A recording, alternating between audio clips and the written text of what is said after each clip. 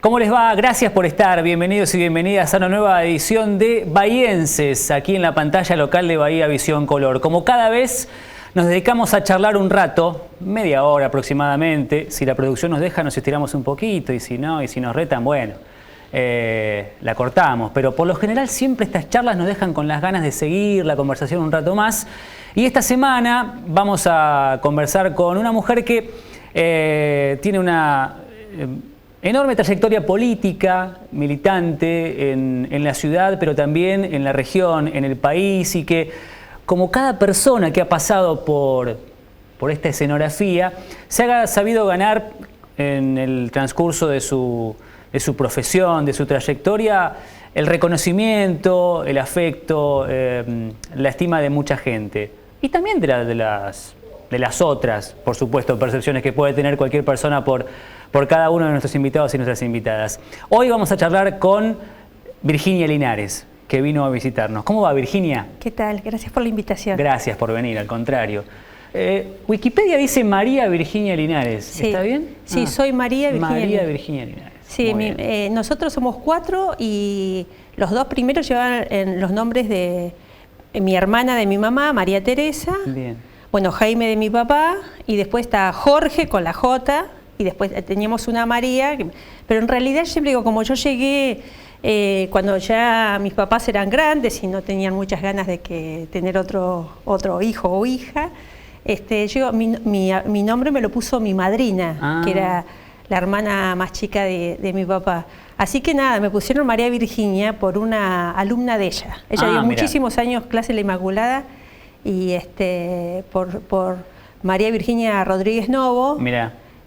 Así que sí, pero teníamos que tener el María. Bueno, no se equivocó entonces Wikipedia. Viste que a veces hay que revisar todo eso. Porque es que me fijé, vos sabés, el año pasado, en la última parte de Wikipedia, han agregado algo de Victoria Donda que justamente no es lo que coincide. Así que hay que tener mucho cuidado. Hay que tener mucho cuidado. Porque eso lo puede completar cualquiera. Bueno, ¿cómo estás? ¿Bien? Bien, bien, muy bien, muy bien. Bueno, estamos acá en esta Bahía Blanca, un poco, bueno, por supuesto resumida en nuestra escenografía. Espero que te sientas a gusto porque, a ver, entendemos que es básicamente la ciudad que te permitió ser la persona que sos hoy en día y que has sido políticamente, ¿no? Bahía Blanca.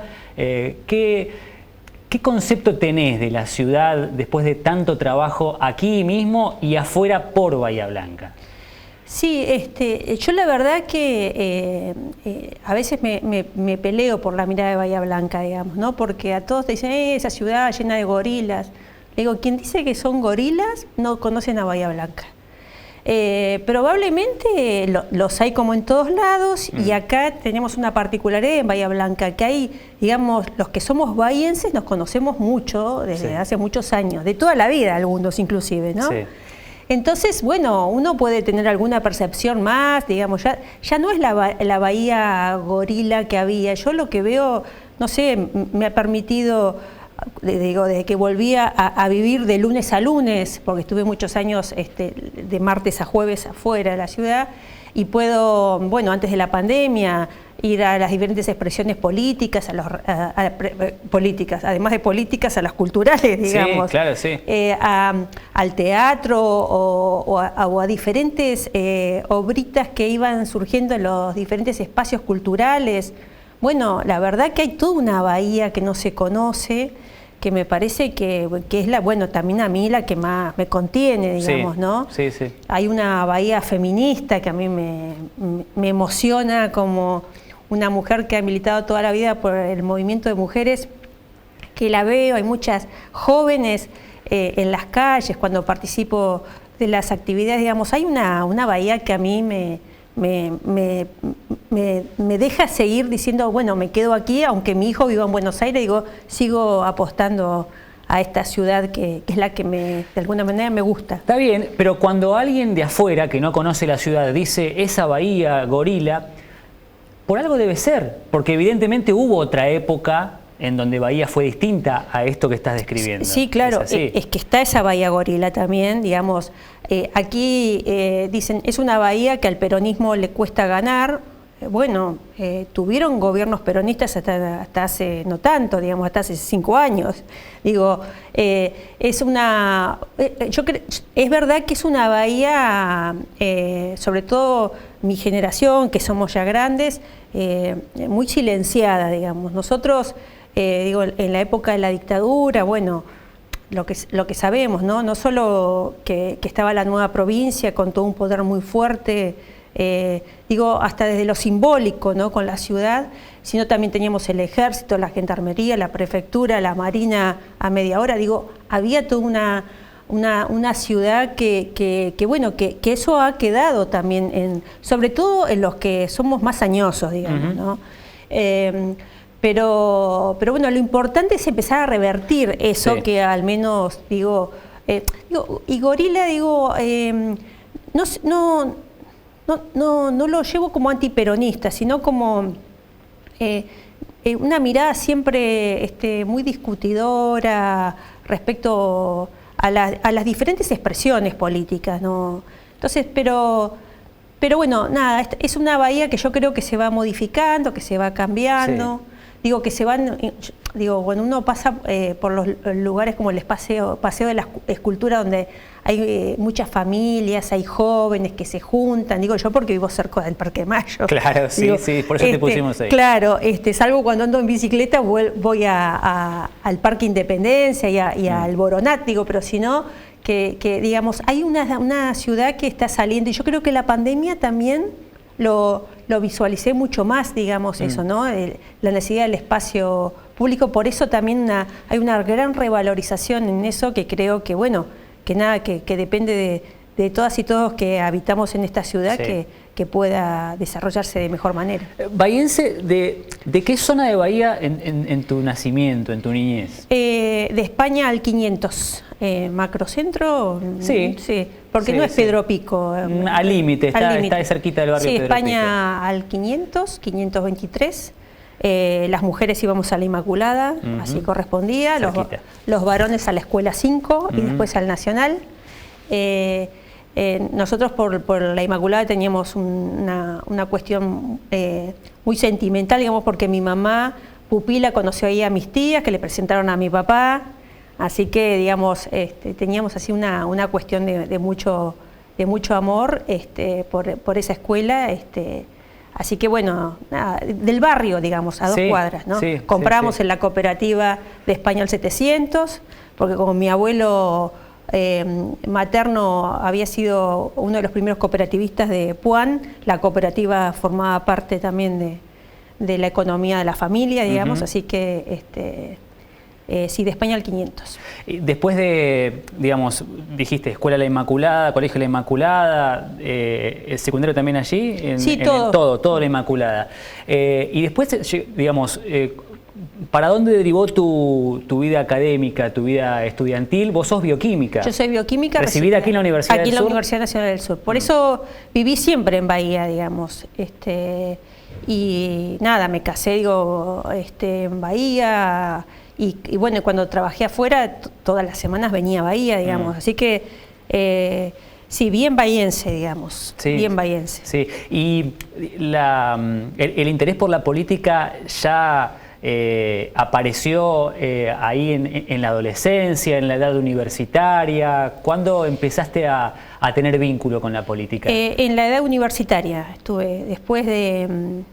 digamos, antes de Malvinas empezamos a ver en la universidad, a partir del 30 de marzo, que fue un movimiento mucho de los trabajadores, ahí como me empezó a picar un poquito, digamos, los varones militaban en política, militaban en el radicalismo con Alfonsín.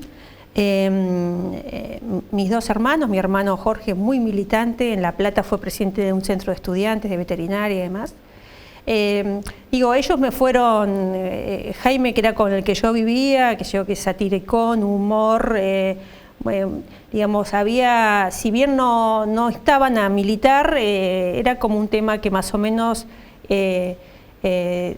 no directamente, pero indirectamente me iban generando interés. Y empecé a militar en la universidad, en la Franja Morada, que era la expresión universitaria en ese momento. La mayoría éramos vinculados al radicalismo, no no todos, pero bueno, digamos, deslumbrados por Alfonsín, claro. digamos, ¿no? Como a mucha gente, ¿no? Como a muchos jóvenes en esa época. Sí. Alfonsín como que inspiró a mucha juventud a incursionar en la política con el florecimiento de la democracia en el país y demás. Sí, y ahí nuestra militancia era vinculado al movimiento de derechos humanos, digamos, ¿no? Era como lo que nos centraba. Por eso, porque vos, Virginia, perdóname, la etapa previa a la vuelta a la democracia, ¿qué la viviste? ¿Con 15, 16, 17 años, terminando la secundaria, lo que fue el golpe militar? No sé, ¿qué edad tenías aproximadamente? ¿Estabas en la adolescencia? Sí, 14 años tenía. Y digamos, ¿la sufriste, la sentiste? Sí, nosotros, nosotros porque mi mamá era viuda ya hacía unos años y mi hermana se había casado, así que estábamos con Jaime y vivíamos cerca de uno de los sindicalistas más importantes de la CGT, que además tenía por ahí algunas vinculaciones con lo llamada AAA y más. Así que yo la notaba a mi mamá con mucho miedo, ella no me lo comentaba, pero lo escuchaba hablar a Jaime de la fiambrera, de las cuestiones de la universidad. Recuerdo que en algún momento me ha llevado a la universidad y yo verla cómo lo palpaban para entrar y demás. Yo era muy chica, tendría 11 años. Pero de esas cosas no te olvidas. No me olvido más. Y después viene el golpe. También hubo una situación... yo recuerdo de señalarle a mi mamá algunos libros que yo había visto que mis hermanos me iban contando y demás, que estaban en la biblioteca de mis hermanos y un día los quemamos en el patio de casa, casi me matan. Mirá vos.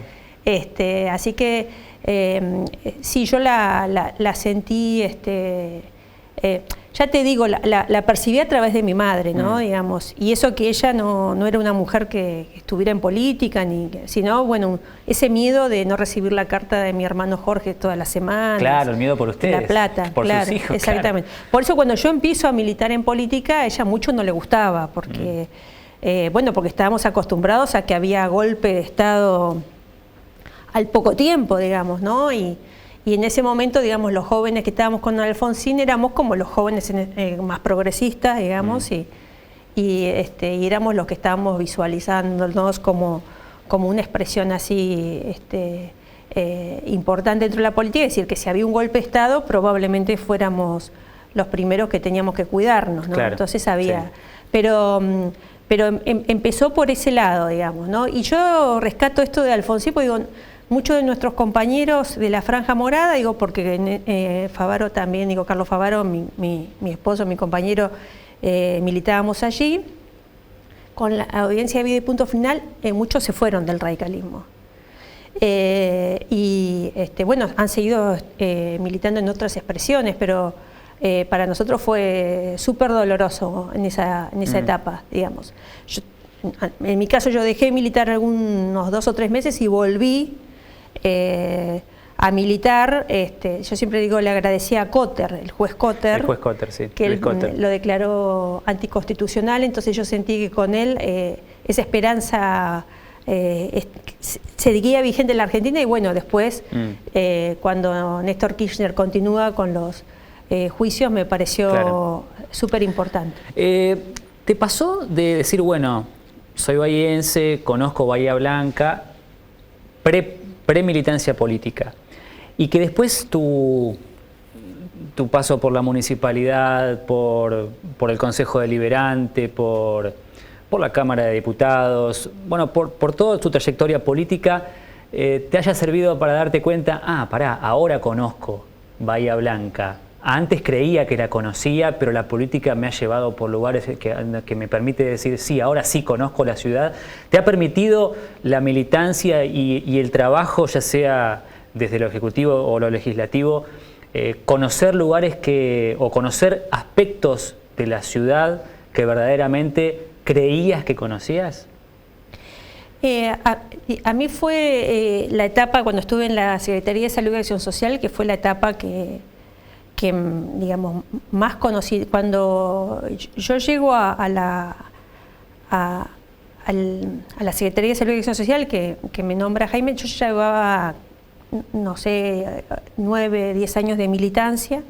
Nosotros en la universidad militábamos mucho en los barrios, en ese momento cuando Alfonsín crea el plan alimentario, nosotros siempre tuvimos una mirada crítica a lo asistencial, pero sí a lo promocional. Entonces con las cajas de pan que llevaba la municipalidad, los que éramos militantes universitarios en su mayoría, pero también de la juventud, digamos, que trabajaban con nosotros, íbamos a los barrios a tratar de trabajar el tema de la promoción, en mi caso de la salud, en el caso de agronomía, la huerta comunitaria, los ingenieros nos ayudaban a medir algunas casas por el tema de la luz. Digamos, había una militancia muy fuerte territorial. Cuando yo entro a la municipalidad, yo los barrios los conocía, pues nosotros teníamos muchos barrios, bueno, tampoco era tan extendida como ahora, claro, ¿no? Pero qué sé yo, Villa Rosario, Villa Muñiz, Villa Miramar, esas no las conocíamos de memoria. Por lo tanto, cuando yo llego allí ya tenía el territorio.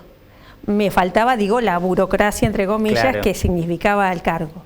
Y después a mí, esos 8 años de la Secretaría y después los 4 del Consejo, donde éramos oficialistas, bueno, me permitió conocer la ciudad y enamorarme de esa gente que no se conoce, del anónimo, del que trabaja todos los días en el barrio, que hoy lo vemos un poco más por las redes sociales, sí, ¿no?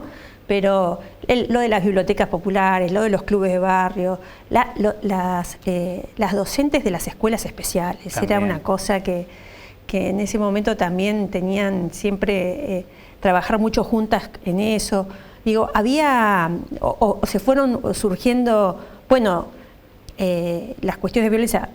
Falleció Nati Petrosino, y yo le recordaba el otro día que a mí Nati me llama y me dice, yo trabajé mucho con Nati, en realidad antes de ser funcionaria. Sí. Y entonces, Virginia, tengo plata, conseguí plata y no sé, decime en qué la gastamos. Y yo le decía, hagamos el primer refugio, lo digo ahora porque ya no es más, para víctimas de violencia. En ese momento de violencia familiar o violencia de género, claro, que es ahí el que está en el predio del Hogar del Peregrino. Claro. Eso lo hace Nati con la plata, el municipio puso el personal.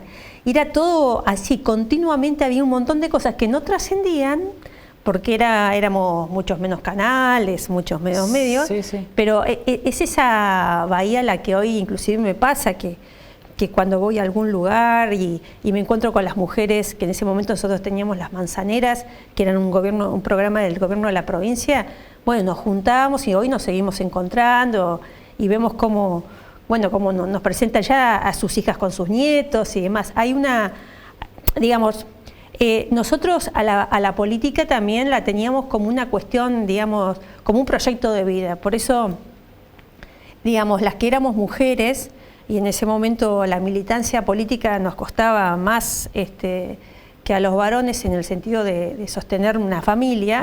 En mi caso decidí conformar una familia con un militante, digamos, claro, ¿no? Y eso también nos permitió, digo, poder estar sábados, domingos en los barrios con la gente, digo. Bueno, y hoy nada, uno vuelve y por ahí se sigue encontrando con esa gente que tanto nos gustaba, pero de alma, digamos. Sí, no lo hacíamos como vocación. Hacemos una pausa muy cortita, muy cortita. Estamos charlando con Virginia Linares en el Bahienses de esta semana.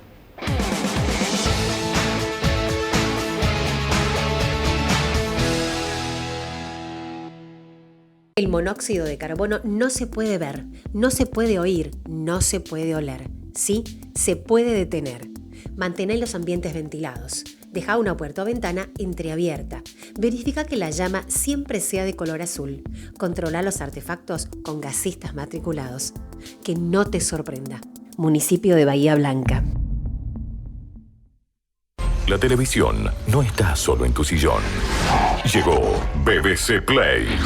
Series, películas, deportes en vivo, kids y mucho más. Ahora disponible en tu celular, tablet o PC para que los puedas ver cuando quieras. Si sos usuario de BBC HD, ingresa a bbcplay.com.ar y crea tu cuenta Mi BBC. Regístrate y disfruta gratis este servicio. La televisión no está solo en tu sillón. BBC Play. Regístrate y disfrútalo. Debemos acudir a la responsabilidad cívica individual, utilizando siempre el tapabocas, respetando el distanciamiento social sin descuidar la higiene de manos. Nos cuidamos entre todos. Ordenanza 19.997. Honorable Consejo Deliberante. Por los profesionales de la salud, por las familias dentro de sus casas, por los que están solos y por los que están con alguien, por los que están sin trabajar y por los que no pueden dejar de trabajar, por los que están en aislamiento, por los recuperados. Estamos con todos, porque sabemos que la única manera de seguir adelante es cuidándonos. BBC. Estamos. YPF presenta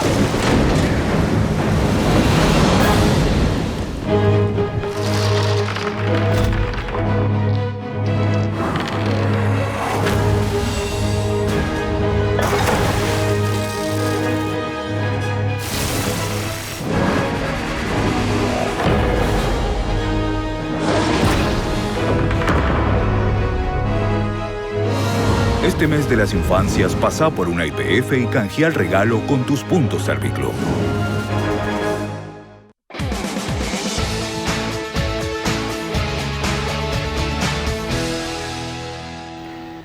Bueno, seguimos con Virginia Linares en el Bahienses de esta semana. Vos antes de la pausa dijiste, Virginia, en el cierre de la reflexión, que bueno, hacer política o formar parte de la política siendo mujer era distinta en otras épocas. Sos una militante feminista de hace muchísimo tiempo. ¿Verdaderamente era difícil hacerse un lugar en la política? Hoy por hoy hay un camino bastante allanado gracias a la fuerza de la marea feminista que saludablemente ha abierto muchos espacios de equidad, pero ¿hubo otra época en la que era muy complicado hacerse lugar? Y en mi época tenías que tener terminología masculina para hacerte escuchar en las asambleas, digamos, ¿no? No muchas mujeres hablaban. ¿Cómo es eso? A ver. Y porque tenía consecuencias. Ah, ¿sí? Y te digo, y aún hoy, digamos, yo noto que cuando se ponen las mujeres en las listas, yo en eso soy muy peleadora, en todos los espacios, digo, bueno, que las mujeres vayan porque tienen digamos, no son manejadas por ningún varón, digo, ¿no? Yo por ahí creo que todo el mundo debe pensar que a mí me manejaba mi hermano o mi marido, digo, yo siempre corrí con eso, le digo, la verdad que ninguno de los dos, y yo siempre se lo agradezco mucho a Jaime, porque la verdad que las mujeres generalmente tenías como un padrino, entre comillas, sí, que como que te limitaba, bueno. Yo tuve esa suerte de que nunca me pasó, entonces yo soy muy peleadora de eso, porque muchas veces ponen a mujeres que sepan que no les van a generar conflicto.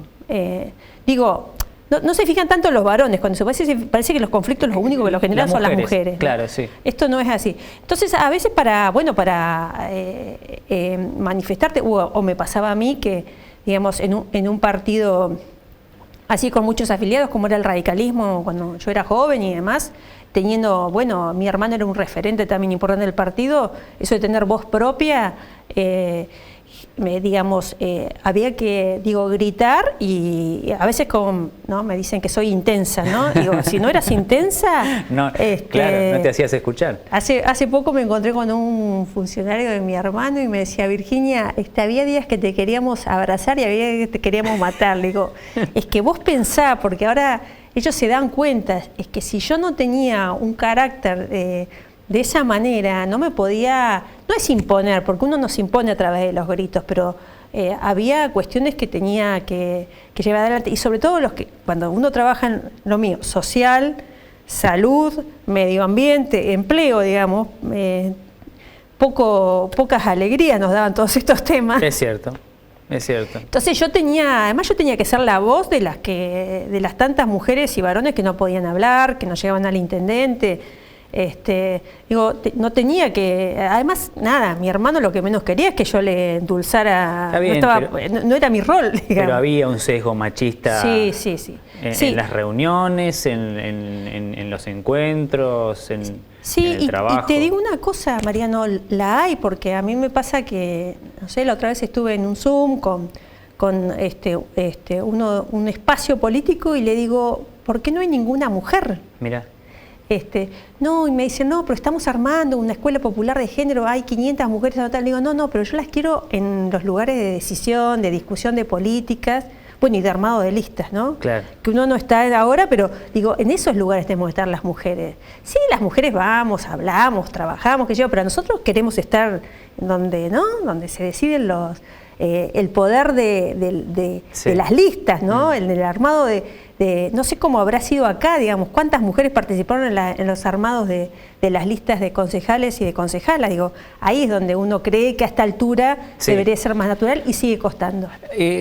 No sé cuánto nos queda, creo que un ratito, pero quiero que me hables de personas que te haya permitido conocer la política, que las vas a llevar para siempre.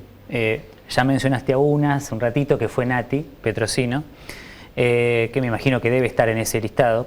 Pero me refiero a personas ajenas a la política, pero que por tu rol como política te permitió conocer.